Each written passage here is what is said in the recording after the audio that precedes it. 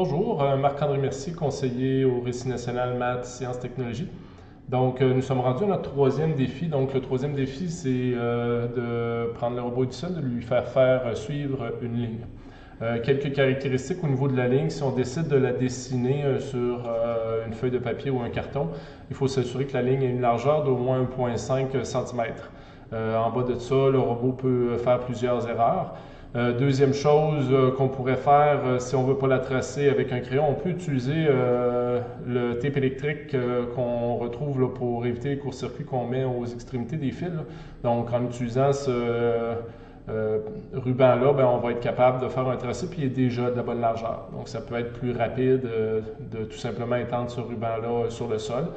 Dernière chose, lorsqu'on va partir notre programme pour que le robot puisse suivre la ligne, il faut le partir sur une section blanche et non directement sur la ligne. Il va trouver la ligne, donc normalement on le place à la gauche de la ligne. Il va se mettre à tourner vers la droite, puis aussitôt qu'il va trouver la ligne noire, il va se mettre à suivre cette ligne-là. Donc ça, c'est pour les consignes là, au niveau du tracé qu'on va utiliser. Pour ce qui est de la programmation, donc les blocs qu'on va vouloir utiliser, c'est ceux qui sont dans la section Drive.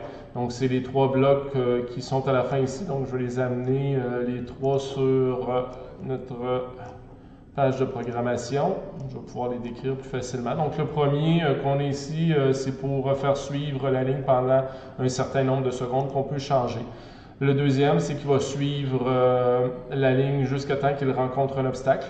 Et le dernier, il va suivre la ligne à l'infini.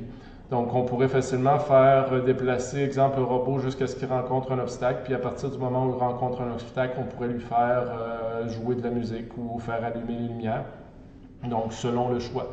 Autre bloc qui peut être utile, c'est le dernier bloc complètement dans la section Drive. Donc, c'est pour ajuster la vitesse des moteurs, donc soit lent, normal ou encore rapide. Donc, on pourrait venir le placer devant. Puis à ce moment-là, il va ajuster la vitesse des moteurs à la vitesse normale. Et ensuite de ça, il va faire déplacer le robot en suivant la ligne noire.